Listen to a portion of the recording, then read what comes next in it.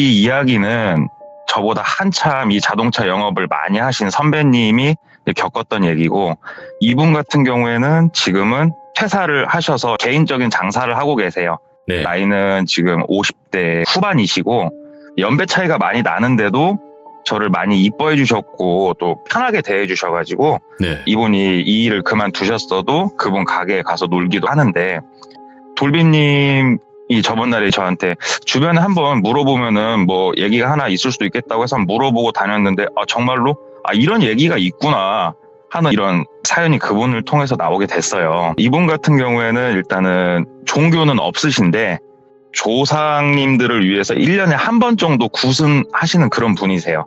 그래서 항상 친하게 지내는 무당이 한 명 있으시고, 이 무당하고는 조금 친해져가지고 장난으로 뭐 사자 무당 막 이렇게 부를 정도로 호칭을 어느 정도로 친한 무당이 한 분 있는데, 이분이 당직을 서고 있었어요. 당직을 매장에서 서고 있는데 중년의 남성분이 매장에 들어오시더래요. 그래서 인사를 하고 차를 보고 간략하게 상담실에 들어서 상담을 진행을 하는데, 조카가 차를 살 거라고 그러시던 거예요. 그래서 뭐 조카분이 차를 구매하시냐고 그랬더니, 우리 조카 차를 좀 알아보고 있는데 현대자동차로 따지면 그랜저 정도 되는 차량을 선택을 하시더라는 거예요.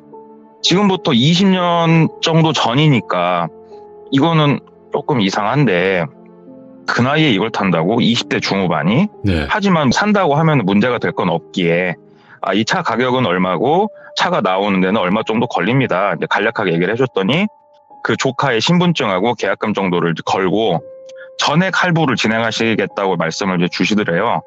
근데 지금은 물론 꼼수를 피우면 가능은 하지만 원칙적으로는 안 되는 게 옛날엔 있었어요. 120% 할부라고, 자동차 금액 전부에다가 이제 취등록세에다가 조금 옛날에 차를 구매하셨던 분은 아시겠는데 할부 취급 수수료라는 게 있었어요. 옛날에는 이게 100만 원이 넘는 돈, 이런 것까지 다 통틀어서 완전히 이 차를 진짜 10원 한 푼 없이 구매할 수 있는 120% 할부를 이용을 해가지고 차를 사시겠다고 하니까, 그러면은 나이도 아직은 많지 않고 하니까는 일단은 신용조회랑 해서 제가 연락을 드리겠습니다 하고 이분을 보내고 신용조회를 해봤더니, 이분이 갖고 온 그 조카라는 분의 신용을 봤더니 신용등급도 너무 좋고 신용카드 사용 내역도 되게 좋고 연체도 한 번도 없고 현재 4대 보험이 가입되어 있는 직장에서 1년 반 이상 근무를 한 상태고, 차를 할부를 뽑는데 문제가 될 게 전혀 없더래요. 그래서 전화로 사장님 이래저래 해가지고 알아봤는데 전혀 문제될 게 없고요.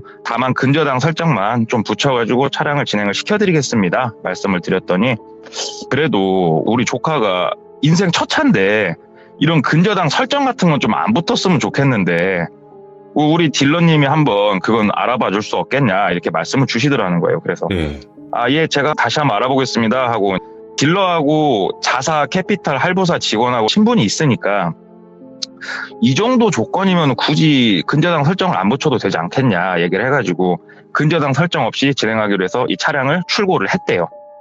출고를 시키고 한 달도 채 못 돼가지고 또 오시더래요. 그분이 또 오셔가지고 다른 조카도 지금 차 한 대를 좀 해줘야겠다고, 저번 날하고 똑같이 똑같은 차로 한 대만 더 합시다. 그래서 또 똑같이 그 조카분 것도 신용조회랑 했는데 이분도 너무 좋으시더래요. 상황도 완전 거의 비슷하고. 그래서 또 차가 한 대 나가고, 이게 한 달에 평균적으로 한 2대꼴로 계속 한 반년간 나간 거예요, 차가. 그러니까 딜러 입장에서는 이런 분을 키맨이라고 그래요. 키맨.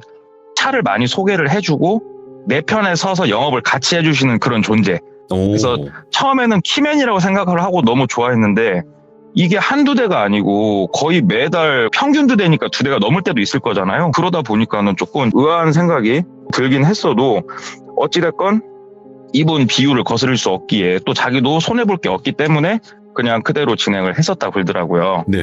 그러다가 이분이 저녁에 밥 한 끼 먹자 또 이렇게 말씀도 주셔갖고 나가서 둘이서 밥도 먹고 단란하게 술도 먹고 형님 동생하고 이 정도로 사이가 많이 가까워졌대요. 그래서 나중에는 전화가 딱 오면 예 형님 하면은 오늘도 우리 조카 차 한 대 해줘야겠어 그러면은 예 오셔요 그러면 이미 필요 서류를 뭉태기로 갖고 딱 오시는 거예요. 근데 이 사람이 그 조카라는 사람들 얼굴은 본 적이 없는데 그 조카가 없으면 뗄 수 없는 서류들 뭐 옛날이니까 초본, 등본, 인감증명서 이런 것들 있잖아요. 신분증, 사본 그렇지. 이런 거 일체 통장 사본 다 갖고 오시는 거예요. 그래가지고 어찌됐건 차를 계속 내보내는데 하루는 너무 궁금하더래요. 그래서 이제 계약을 넣고 저기 형님 근데 그 조카분들이 성씨도 다 다르고 나이도 약간 들쭉날쭉한데 조카가 이렇게 많을 수는 없는데 무슨 일 하셔요? 저도 좀 알고 싶어요. 알려주세요. 이렇게 약간 재치 있게 얘기를 했대요. 그랬더니 그분이 잠깐 보시더니 허허 하면서 그냥 허탈하게 웃으시면서 그러면 동생 오늘은 우리 집에 가서 밥 한 끼 할 텐가? 이렇게 말씀을 주시더라는 거예요. 예? 그래서 예, 형님, 아유, 저야 영광이죠. 하고 그분을 따라서 그분 집으로 향했대요. 지금부터 20년 정도 전이니까, 내비게이션이 없었던 시절이니까 그분이 앞에서 선행을 하고 이분은 자기 차를 후행으로 따라가서 그분 집을 향하는데, 시를 약간만 벗어나면 바로 교회인데, 그 교회에 정말 멋진 집을 지어놓고 사시더래요. 이야. 2층짜리 벽돌집인데, 그 당시에 TV 보면은 재벌들 드라마 이렇게 비슷하게 지어놓고 사시더래요. 그래서 내가 생각했던 것보다 되게 이분이 재력가시구나. 그래서 집에 갔더니 아무도 없더래요. 혼자 사시더래요. 그 큰 집에서. 예. 혼자 살면서 마당에다가 숯도 펴주고 거기다가 스테이크도 굽고 뭐 소세지도 굽고 밥도 먹으면서 정말 재밌게 얘기를 하다가 어느 정도 배가 좀 차니까 앉아가지고 천천히 말씀을 주시는데 사실 내가 사업을 하나 하고 있다. 나는 벽돌 공장을 하나 운영을 하고 있고 나는 어려서 버림받아서 보육원에서 자란 사람이다. 내가 거기서 자라서 아무것도 없이 이 두 주먹 하나로 지금 벽돌 공장을 내가 일구었고 꽤나 많은 부를 난 이루었다고 생각을 한다.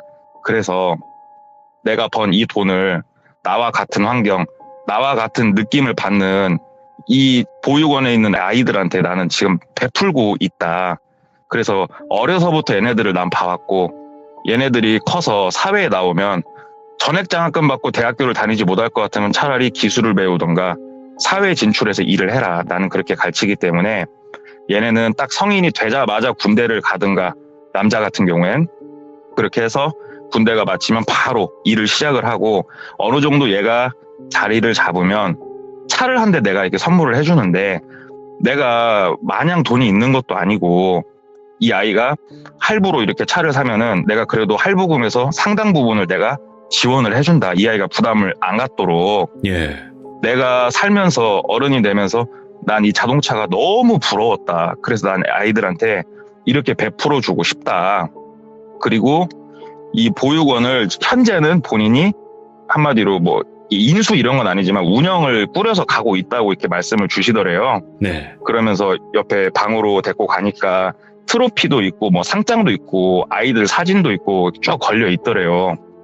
그래서 이분 사연을 듣고 보니까는 왜 이렇게 계약을 하고 조카들이 왜 믿고 서류를 주고 하는지 이해가 다 되더래요. 그러면서 존경스러운 마음도 가슴 한편에서 이렇게 우러나더래요. 그래서 예. 정말 존경하고 제가 이렇게 큰일을 하시는 분인지 이제 잘 몰라 뵀습니다. 그렇게 얘기를 하고 거기서 즐겁게 보내고 집에 와서 생각을 하는데 자기 스스로가 좀 부끄럽더래요. 그 순간은.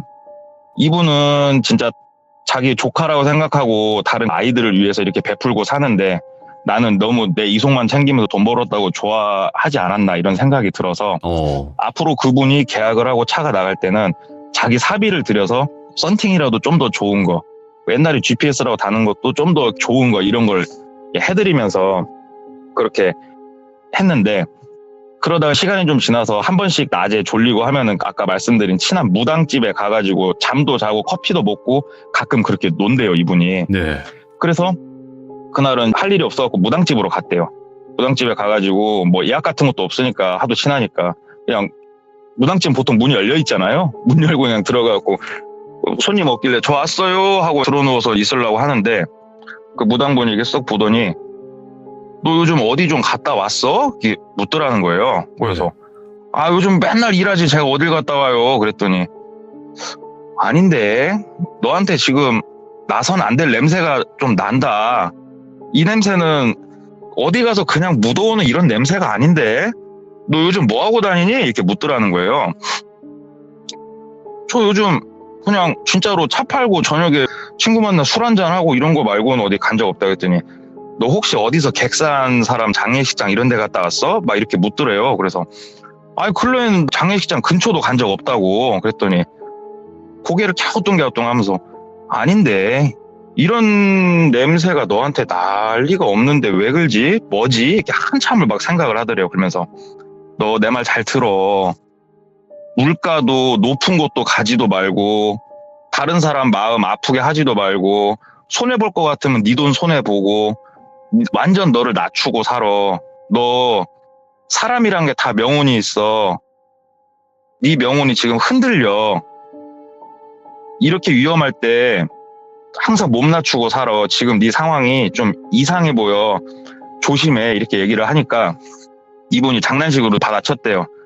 왜 또 굿할 때 됐어요? 이렇게 받아쳤더니 표정을 좀 무섭게 딱 근엄하게 지면서 내가 너한테 언제 돈 밝히고 돈 달라고 한 적 있어?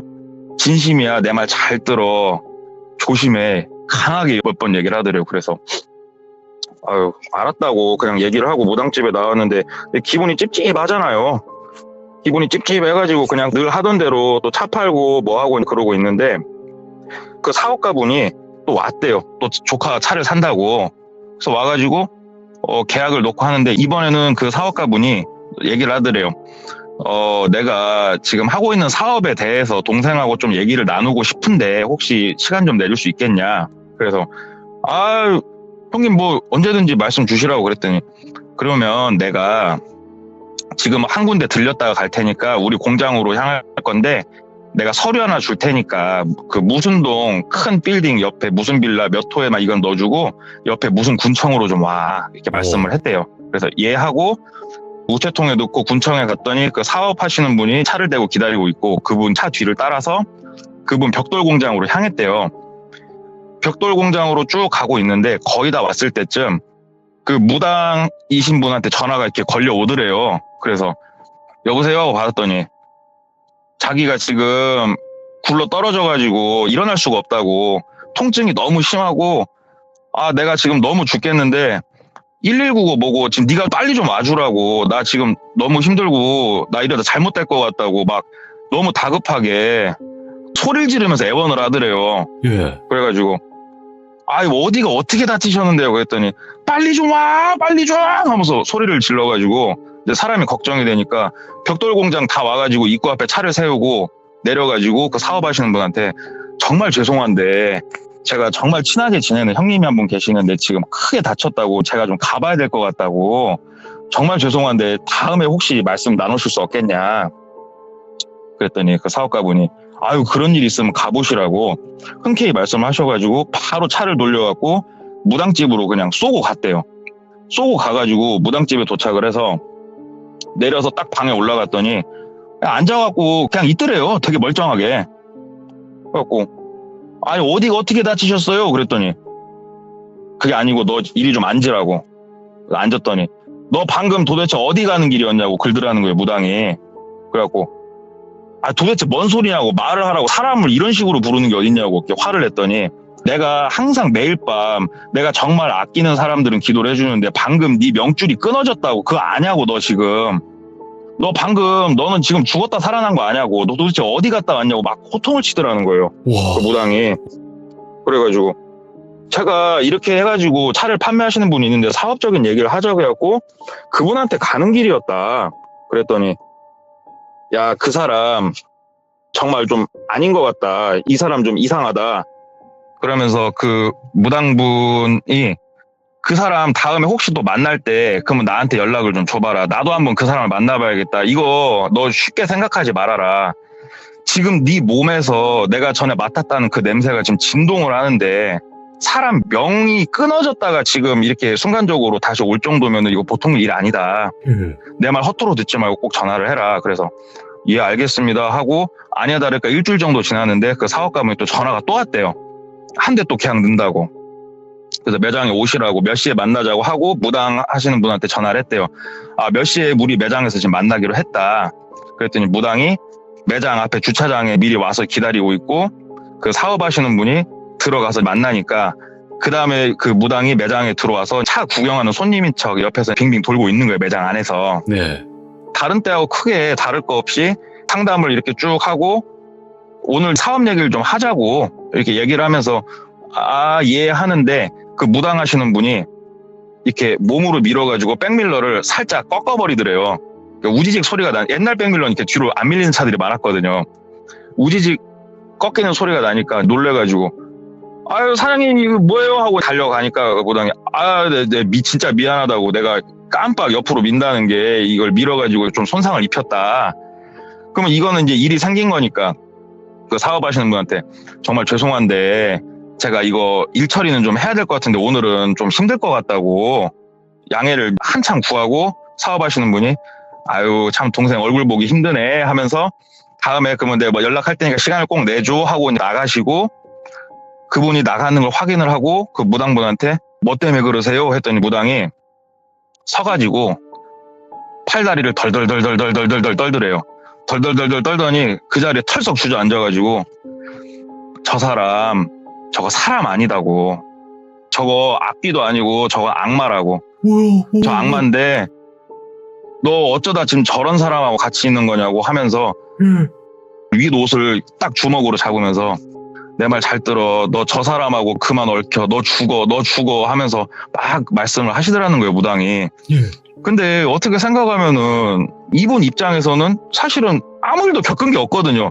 귀신을 만난 것도 아니고 악몽을 꾼 것도 아니고 가위에 눌리는 것도 아니고 돈만 잘 벌고 있었을 뿐이에요 그냥. 예. 무당이 그러지 말고 저 사람 집이나 이쪽 한번 가보자고 이렇게 얘기를 하더라는 거예요. 그래서 그 무당하고 밤 10시가 넘어가지고 그 사람 집 쪽으로 갔대요. 낮에 가면은 본인 차를 그 사업가가 아니까 네. 안 걸리려고 늦은 시간에 그 사람 집 옆으로 가는데 집 불이고 뭐고 다 꺼져 있더래요. 다 꺼져 있고 앞에 차도 안 대져 있고 그러니까는 사업하시는 분이니까 바깥에 늦게까지 술 먹을 일도 많으니까 그 무당하신 분한테 어때요? 그랬더니 여기는 그렇게 크게 기운이 느껴지진 않는다고 그렇게 얘기를 해가지고 네. 그냐고 하는데 이제 딱 벽돌 공장이 생각이 나더래요. 근데 벽돌 공장을 내비게이션이 없으니까 다시 군청까지 가가지고 본인이 따라갔던 길을 더듬 해가지고 벽돌 공장 근처까지 이동을 하는데 벽돌 공장에 거의 다 올 때쯤 되니까는 무당이 옆에서 반경기를 일으키더래요. 팔딱팔딱 뛰더래요. 여기 보조석에서 돌아가라고 우리 집으로 돌아가자고 더 이상 가지 말자고. 그래서 차를 돌려서 다시 그 무당분이 사시는 집으로 돌아갔더니 바로 향 꽂고 기도하고 한참을 이렇게 혼자서 뭘 이렇게 하더래요. 그러고 나서 오더니 하는 말이 너는 못 느끼겠지만 지금 저 공장에 저승사자가 몇 명 내려와 있고 지금 억울하게 죽은 영혼이 저기 몇 명 있는 줄 아냐고. 나 저런 곳은 처음 본다고. 저승도 지옥도 저렇게는 안 생겼다고. 와. 저 공장은 도대체 뭐 하는 곳이냐고 막 무당이 글더라는 거예요. 그래가지고 그 사업가분이 운영하시는 저희가 벽돌 공장이라고 그냥 아무것도 아니다고 벽돌 공장이라고 그랬더니 아니야 저기는 벽돌 공장이 아니야 저긴 지옥이야 막 이렇게 말을 하더라는 거예요. 너 절대 얽히지 마. 몸 조심해 제발 얘기를 해가지고 일단은 알겠습니다 진정을 시키고 집에 와가지고 생각을 쭉 하는데 조심해서 나쁠 건 없으니까 네. 그냥 시간을 이렇게 보내고 있는데 연락이 또 오죠. 그 사업가분한테 또 연락이 와가지고 또 계약을 하자고 이렇게 하는데 이분이 오늘은 우리 집에 가서 밥 한 끼 먹게 얘기 좀 하게 오늘은 꼭 동생 시간 내줘야 돼. 그래가지고 고민을 잠깐 했대요. 근데 안 따라갈 이유는 없더래요. 사실 아까 얘기했다시피 위협을 느낀 적도 없기 때문에 네. 가보자 한번. 그래서 집으로 따라갔대요. 그 집에 따라가가지고 또 저녁을 먹는데 그 사업 얘기를 하는 거예요. 그 분께서 지금 내가 벽돌 공장을 운영을 하고 있는데 실은 내가 지금 외국에 나가서 복지 사업 쪽을 조금 외국에 있는 애들을 위해서 좀 더 크게 해보고 싶다. 그래서 이 벽돌 공장도 내가 정리를 하고 싶은데 이 벽돌 공장을 가져갈 주인은 그 복지원 쪽에다가 항상 후원을 해줄 수 있는 사람이었으면 좋겠다. 근데 내가 안 보는 것 같겠지만 동생이 내 얘기를 듣고 차에다가도 더 신경 써주고 하는 거 내가 다 안다. 내가 이 벽돌 공장을 동생한테 넘기고 가고 싶은데 동생도 한번 그 딜러 일을 접고 한번 사업가 쪽으로 전향해볼 생각 없냐 이렇게 말을 하더라는 거예요. 예. 근데 이게 너무 갑작스럽잖아요. 본업을 하고 있는데 공장을 운영하라니까. 그래서 아니 저는 이게 사업을 해본 적이 없다고 했더니 지금은 내가 해외로 나갈 준비를 하고 있기 때문에 공장을 가동을 안 하고 있지만 원자재를 들여오는 곳 직원들 뭐 납품처 내가 다 동생한테 물려주고 갈 테니까 동생은 그냥 지금처럼 성실히만 하고 복지원에다가 후원만 잘 계속 해주라. 난 그거면 된다. 공장도 내가 싼 가격에 동생한테 넘기고 가겠다 하면서 서류를 이렇게 다 챙겨서 이미 준비를 해놨더래요. 동생도 이 자리에서 선택을 하는 건 아니고 한번 이 서류를 잘 보고 생각을 좀 깊게 해보되 시간이 좀 오래 안 걸렸으면 좋겠어 동생. 내가 이렇게 시간이 많지가 않아. 어서 나는 나가야 되니까 하면서 얘기를 줘가지고 그 서류 뭉치를 들고 집에 와서 다음날 이 서류를 검토를 해줄 사람이 필요하니까 네. 돌비님도 마찬가지겠지만 여러 명하고 이렇게 얘기를 하다 보면은 뭐 경찰도 있었을 거고 의사도 있었을 거고 다양한 직업군을 알게 되잖아요. 그럼요. 영업사원들 똑같거든요. 내가 직접적으로 아는 사람이 아니어도 나한테 차를 샀던 사람들이 여러 가지 직업이 있는데 그 공인중개사보다 이런 일은 그 경매하시는 분들이 빼꼼이더라고요. 얘기를 예. 들어보니까. 예. 그래서 이 경매하시는 분한테 가가지고 물어봤더니 서류를 싹 검토를 한번 해주시더니 속된 말로 왁구라고 그러죠. 왁구를 딱 내시더니 이 정도면은 굉장히 저렴하게 나왔고 일단 서류상으로는 매출도 상당히 괜찮아.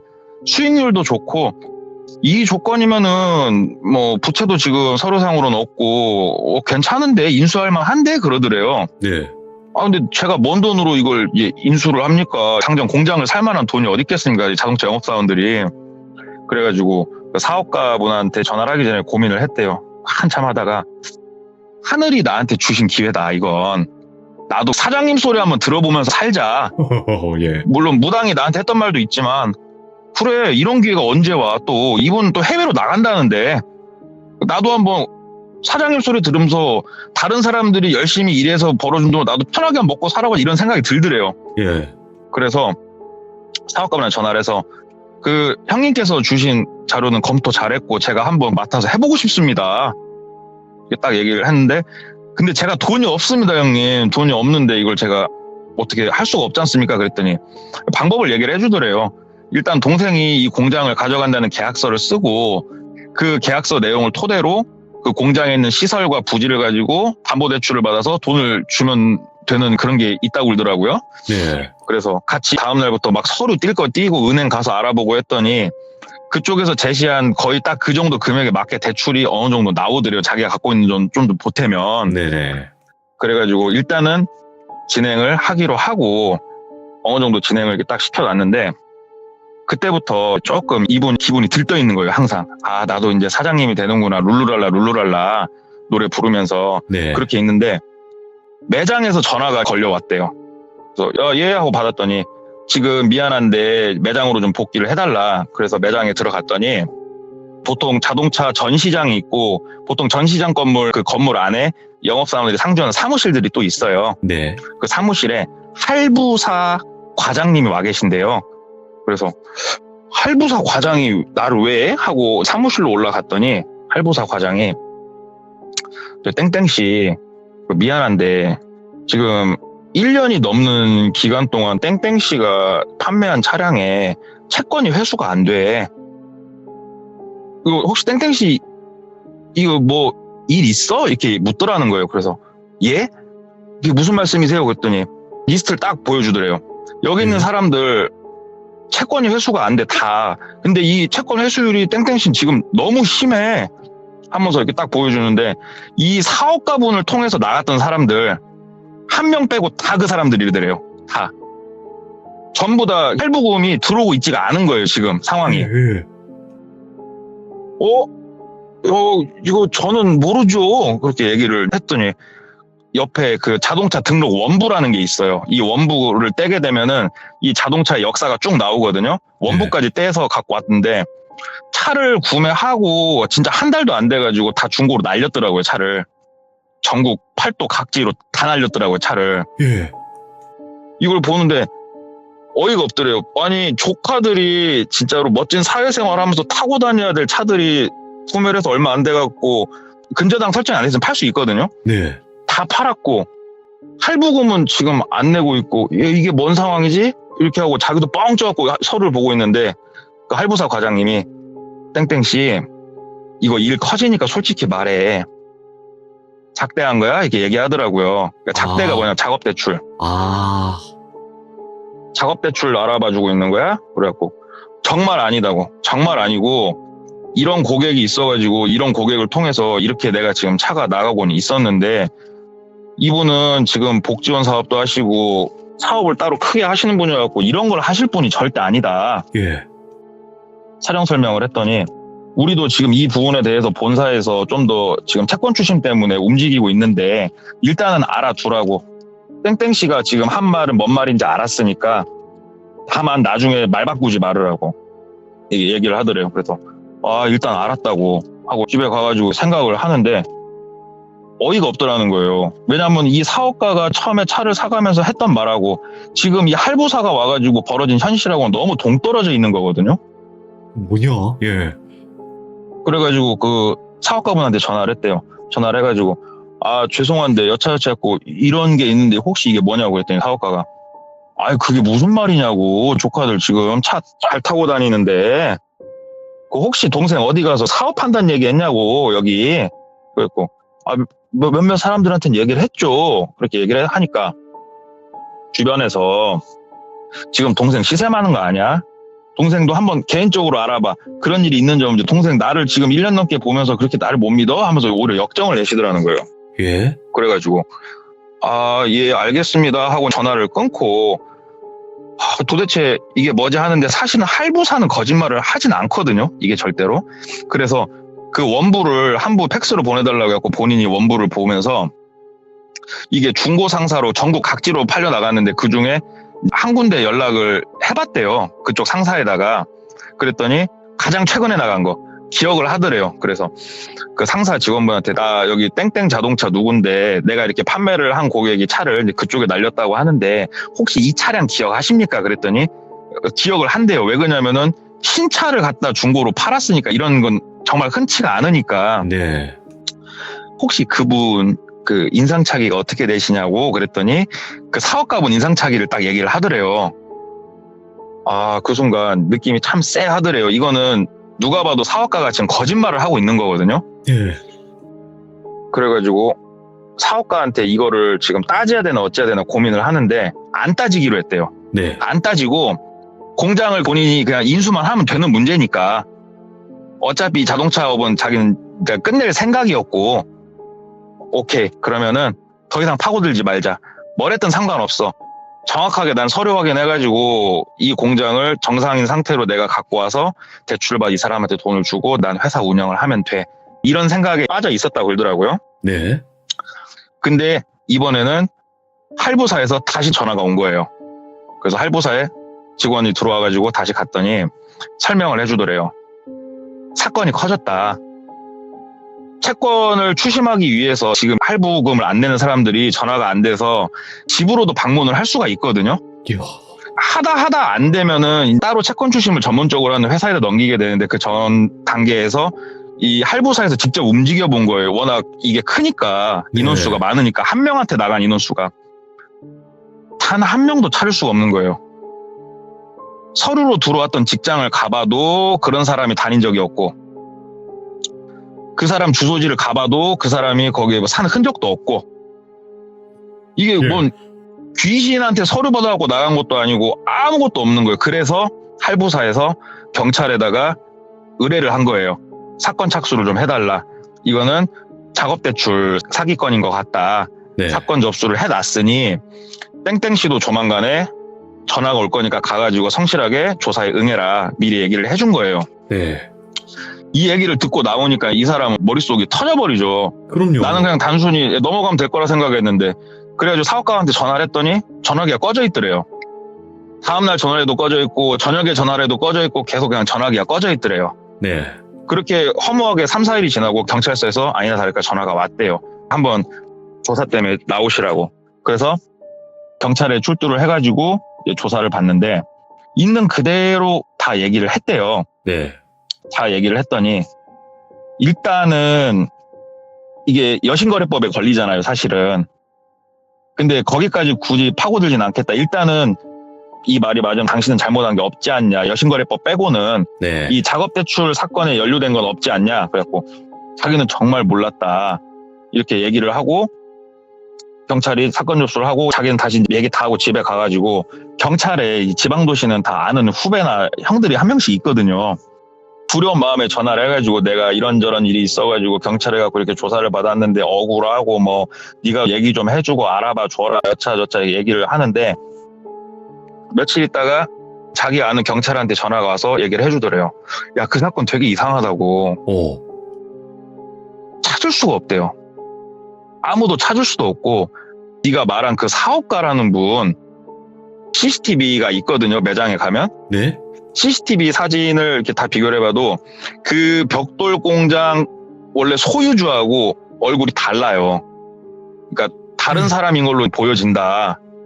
지금 사건이 생각했던 것보다 되게 미궁으로 빠져들고 있는 거예요. 예. 이 주민번호상 이 사람들은 지금 전부 다 사라져 있고 이 공장 소유주라고 네가 말했던 사람은 다른 사람이고 지금 네가 말하는 사람은 되게 희한한 일이 벌어지고 있다. 그래가지고 이 사람이 뭔 일이냐 하고 저녁에 혼자 그 집을 아니까 집을 이렇게 쓱 가봤대요. 집을 쓱 가봤더니 집이 뭐 이렇게 물건 막 급하게 싸가지고 도망가면은 집이 난장판이 되잖아요. 그것처럼 집이 완전히 난장판이 돼 있고 예. 딱 누가 봐도 그냥 토꼈더래요. 그래서 와, 나 이거 하마터면은 진짜 X 될 뻔했네. 그렇지. 아니 근다고 해도 참 이 사건이 기묘하다. 그럼 이 사람은 뭐길래 그 소를 어떻게 그렇게 다 가지고 왔지? 뭐 그런 생각하고 있는데 그 벽돌 공장 있잖아요. 벽돌 공장을 한번 보고 싶다는 생각이 들었대요. 물론 보긴 했었는데 좀 구체적으로 보고 싶어갖고 벽돌 공장을 가서 벽돌 공장을 이렇게 보는데 문득 그런 생각이 들더래요. 그 안에 들어갖고 혹시 서류 뭐 있나 좀 보려고 예. 무당했던 말이 갑자기 생각이 나더래요. 이 공장이 지옥 아수라장이라고 얘기를 했던 그 생각이 딱 드니까 갑자기 소름이 확 돋더래요. 그냥 머리끝부터 발끝까지. 그래가지고 하고 그냥 서류 딱 내려놓고 그냥 뚜닥뚜닥 뛰어나가가지고 생각을 하는데 이게 생각이 정리가 안 되니까 무당을 또 찾아갔대요. 왜 그러냐면 이 일을 어느 정도 비슷하게 예언을 해준 사람이 무당이기 때문에 무당을 찾아가서 얘기를 했더니 무당이 그 공장 지금 나랑 같이 한 번만 다시 가보자. 그래서 공장 근처까지 다시 무당하고 싹 갔더니 무당이 손을 막 떨더래요. 사람이 무서워서 오들오들 떠는 거 있죠. 네. 오들오들 떨면서 공장을 진짜로 막 뭔가 참으면서 이렇게 보더래요. 공장을 참으면서 이렇게 막 보는데 됐으니까 차 돌려 빨리 돌려 하고 뭘 봤는데 그때 돌려봐 그래서 차 돌려서 멀어지니까 얘기를 해주는데 저기 벽돌 쌓아놓은 데 있지. 예. 저기에 가가지고 사람들이 다 누워있어. 저기야, 저기를 한번 봐봐, 한번. 저기 이상해. 이게 무당이 또 뭐 그런 얘기를 해주더래요. 안 그래도 본인이 며칠 전부터 꿈을 막 꾸는데 너무 꿈자리도 안 좋고 그런다고. 그래가지고 경찰한테 가가지고 얘기를 했대요. 왜냐하면 본인도 의심을 받고 있는 입장이기 때문에 공장을 같이 가서 좀 한번 조사를 해줄 수 없겠냐. 내가 한번 보고 싶은 곳이 있어서 그런다. 그랬더니 예. 경찰이 우리가 이미 다 조사를 했다. 거기에는 확인할 만한 서류가 없다. 그랬더니 그래도 내가 조금 보고 싶은 곳이 있으니까 한번 같이 좀 가시자. 그래서 경찰을 데리고 갔대요. 그 공장을. 네네. 경찰이랑 같이 공장에 가서 여기저기 찾아보다가 벽돌을 굽는 가마가 있거든요. 가마가 있고 그 가마 옆쪽에 벽돌이 쌓여져 있는데 이렇게 그 무당이 벽돌 쪽을 얘기를 했으니까 예.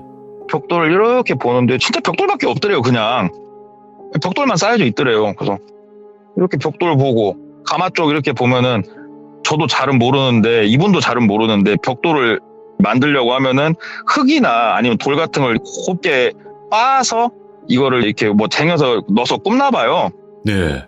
옆에 이거를 빻아서 갈아주는 장치도 있고 가마도 있고 하는데 우연히 시선이 가마로 이렇게 향했는데 가마 모양이 이상하더래요. 벽돌 트레이를 싹 넣을 수 있는데 가운데 공간이 비어 있는데 벽돌 이런 돌 재질로 가운데 네모나게 구멍이 빵빵빵빵빵 뚫려 있어갖고 저기에 사람이 누우면 딱 맞겠네 이 생각이 들더래요. 그냥 네. 딱 그걸 보는데. 그리고 몸에 전기가 통하듯이 쫙 소름이 돋더래요. 이 사람이. 예. 자기가 앞에 들고 있는 벽돌을 이렇게 쳐다보게 되더래요. 그리고 가마를 한번 보게 되더래요. 그리고 벽돌을 다시 한번 쳐다보고 경찰한테 부탁을 했대요. 죄송한데 혹시 벽돌에 사람 뼈 같은 거 들어가면 성분 검사하면 나와요? 이렇게 물어봤대요, 이분이. 소름 끼쳐. 와. 그랬더니 경찰이 그게 무슨 말씀이시냐고. 그랬더니 방금 제가 문득 든 생각인데 제가 아무것도 아는 건 없는데 한번 의뢰를 해주실 수 없겠냐고. 그랬더니 경찰이 얘기를 듣더니 일리가 있는 것 같다고 하면서 옆에 이렇게 돌 같은 거 빻아주는 장치 안에 있는 먼지들 채취하고 벽돌 몇 개 랜덤하게 채취해가지고 이제 성분 분석 의뢰를 보냈는데 이게 급하게 요청을 해도 며칠 정도가 걸린다고 그러더라고요. 그 성분 분석이. 그렇죠. 그래갖고 며칠 동안 잠도 제대로 못 이루고 그러고 사는데 그 사이에 경찰한테서 또 연락이 온 거예요. 자기가 아는 친한 경찰. 네. 내가 얘기 들었는데 그거 아냐고. 네가 말한 그 사업가 잡혔다고. 어디서 잡혔냐고 그랬더니 경찰들이 이 중고차를 판 중고차 매매 상사를 다 뒤졌대요. 네. 다 뒤졌는데 어디서 딱 잡혔냐면은 매매 상사 하나가 이 사람이 왔다 가고 한 2, 3일 안 돼가지고 사무실을 옮겼어요. 네. 그래가지고 기존에 있던 사무실이 보존이 돼 있는 거예요. 거기서 지문을 땄더라고요. 와. 근데 대한민국 경찰이 대단하더라고요. 외국으로 토낀 거 아니면 잡는다 그러더라고요. 그렇지. 예. 그래가지고 경찰서에 다음 날인가 가가지고 사진을 봤는데 그 사람 맞더래요. 맞는데 이 사람은 그냥 완전히 자기도 모르쇠를 일관을 하고 있다고 이렇게 얘기를 들었대요. 자기는. 아니 나는 그것도 모르고 아무것도 모른다. 족하고 뭐고 나는 모른다고 그냥 일관을 하고 있대요. 그리고 또 하나 경찰들이 밝혀낸 게 없어진 사람들의 초본을 보게 되면은 이제 첫 주소지들이 다 나오잖아요. 첫 주소지가 어딘지. 네. 다 똑같은 보육원 출신들이에요. 다. 없어진 사람들이. 다 똑같은 보육원 출신들인데 이 보육원에 가서 그럼 조사를 했을 거 아니에요. 조사를 했는데 잡힌 이 사업가가 이 보육원에서 쉬운 얘기로 영업이사, 이 비슷한 이사 직급을 갖고 있었대요. 그러니까 바깥에서 돈이 많으신 분인데 여기에다 많이 돈도 내고 오랫동안 같이 이 보육원을 실제로 운영을 했던 사람인데 보육원의 특성상 나라에서 지원금 같은 게 좀 있나 봐요. 이런 거를 가운데서 많이 해먹다가 걸려가지고 징역을 2년 살고 아예 그쪽에서 추방이 됐던 사람이더만요.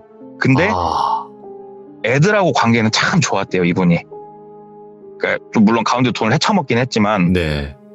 애들을 잘 이렇게 보살펴주고 이래갖고 애들이 많이 믿고 따르고 반쯤 아버지라고 부르는 그런 존재였대요, 그 사람이. 몇 가지도 다 나왔는데 이 사람은 끝까지 모른다고만 일관을 하고 있는 거예요, 지금.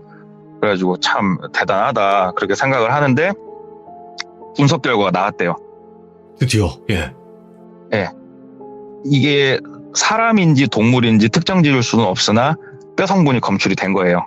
예. 벽돌에서. 그리고 그 돌 같은 거 빻는 장치 내에서. 경찰이 그때부터 그 공장 일대를 수색을 시작을 했대요. 야.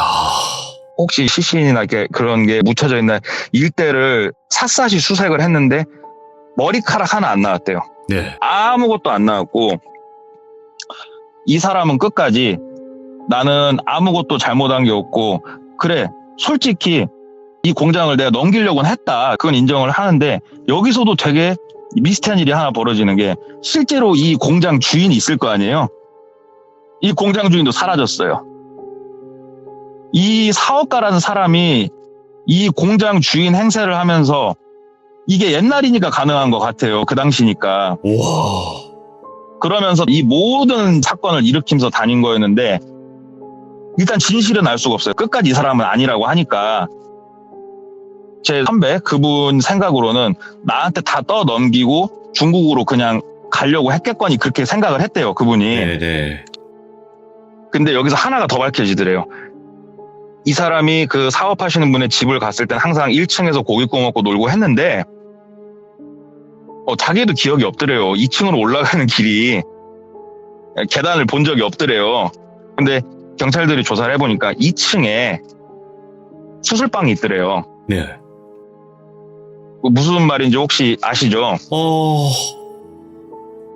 2층에는 수술방이 있고 그 집에서 차로 3분도 안 되는 거리에 벽돌 공장이 있는 거예요, 지금. 네. 그러니까는 집에서 뭔가를 작업할 거 작업을 하고 깨끗하게 옮겨서 태워서 우와. 아예 뼈를 갈아서 흙하고 반죽을 해서 구워서 벽돌로 만들어 놓으면 세상 천지에 찾을 수 있는 사람은 없을 거 아니에요. 쉽지 않죠. 근데 이 네. 지금 제가 한 얘기는 제 선배의 생각이에요, 지금. 실제로 경찰이 밝혀낼 수 있는 거는 없었어요. 네. 일단은 의료기기 위반법, 그 다음에 이런 대출 같은 거, 여신거래, 풍기문란하게 한 그런 죄, 사기죄, 이런 거밖에 물을 수가 없대요. 그 외에는 사실 밝혀낼 수 있는 게 없어요. 예. 지금처럼 CCTV가 많았던 것도 아니고, 경찰이 그래서 많이 노력을 했는데, 3년 받았대요. 예? 3년 받았고, 지금 그 사업가는 어디선가 잘 살고 있을 거예요. 와. 여기까지 저한테 얘기를 해주더라고요. 고작 3년밖에 안 받았다고요? 예. 그리고 이 내용이 기사에는 뭐라고 나왔냐면, 신출귀몰한 사업가 행세를 한 사기꾼. 왜냐면 있는 그대로는 그거였으니까. 자기가 행방불명이 된 사업장, 사업주 행세를 하면서 사기를 치고 다닌 시대의 사기꾼에 대한 지역신문에 짤막한 기사가 실렸는데, 사실은 이 기사 이면에는 물론 정확하게 밝혀진 건 아니지만 이분 같은 경우에는 이 모든 사건의 중심에 있었잖아요. 확신을 하시더라고요. 정확하게. 와. 왜 그러냐면은 벽돌에서 사람 뼈가 나오고 그 다음에 집 2층에 수술방이 있는데, 문제는 뭐냐면은 DNA고 뭐고 단 하나도 찾을 수가 없는 거예요. 어떻게 그 그러지? 죽은 사람에 대해서. 예. 그래서 결국은 3년 받고 그 사람은 끝났다고 하더라고요. 근데 그게 더 무서웠어요. 어떻게 보면은 옛날엔 있지도 않은 모르는 단어였는데 사이코패스가 주변에 돌아다니고 있다는 거예요, 지금. 그쵸. 예. 네. 소름 끼치는 일이더라고요. 너무 충격적이다, 오늘 이야기. 저도 이거 얘기 와. 들으면은 그냥 처음에는 장난식으로 그냥 무당 얘기 나오길래 귀신 얘기하는 줄 알았거든요. 근데 저도 얘기 듣고 이건 되게 무섭더라고요. 아니, 그 동네 꼬마님, 귀신 얘기도 맞긴 네. 맞아요. 왜냐면 그 무당이 봤던 거는 귀신이었을 테니까. 그쵸. 그 벽돌. 근데 와. 그 얘기는 해줬어요. 무당이 벽돌 얘기 안 해줬으면은 그 벽돌하고 감아볼 생각 안 했을 거라고. 그렇지. 예, 맞네요. 그 벽돌에 영가들이 갇혀가지고 거기서 울부짖고 있었다고 했으니까. 그것도 맞네요. 귀신 얘기도. 이야. 근데 더 충격인 건 그 용암 무당분이 네. 제가 이 얘기 듣고 한번 가서 전 보고 싶다고 했더니 영빨 떨어져갖고 지금은 책 보고 전 봐준다고 그러더라고요. 아, 책으로 사주 보듯이. 네, 지금은 와. 뭐가 안 보인대요. 시청자 여러분들도 너무나 경악할 만한 진짜 지금 충격을 많이 먹은 이야기인데 저번에 이제 염전 이야기도 그랬지만 진짜 예. 숨막히게 이야기하시네. 진짜. 감사합니다. 야, 너무 숨막히게 이야기하시니까 막 예. 심장이 쫄려요. 너무 아파요 지금. 감사합니다. 칭찬으로 듣겠습니다. 진짜 언변은 이거다 이거. 최고입니다. 감사합니다. 야, 역시 동네 예, 꼬마님 진짜 오늘도 초레전드를 또 찍으셨네요. 아, 진짜 미치겠네요. 감사합니다. 자고 가요. 자고 가. 그냥 오늘은 자고 가세요. 그냥. 아니요, 저 주소 이전 하려고요. 전입신고 하세요. 저희 쪽으로. 네, 전입신고 하려고. 네네, 알겠습니다. 내일 절차 같이 밟죠. 그거는. 예, 감사합니다. 네, 감사합니다. 고맙습니다. 네, 들어가세요. 네. 와, 그냥 할 말이 없습니다. 예, 그냥 너무 레전드고. 진짜로 이런 일들이 우리 주변에 분명히 있을 수 있다고 생각을 하고, 그리고 귀신보다는 몇천 배 무서워요. 솔직하게. 사람이 이렇게 무서울 수가 있다는 거를 다시 한번 또 이 공포 채널, 돌비 공포 라디오에서 갱신을 또 했습니다. 또 이런 이야기 들려주셔서 감사드리고, 이런 사람이 있다는 거, 지금 우리와 같이 듣고 있을 수도 있다는 거예요, 여러분들. 그러니까 항상 조심하시기 바랍니다. 고맙습니다.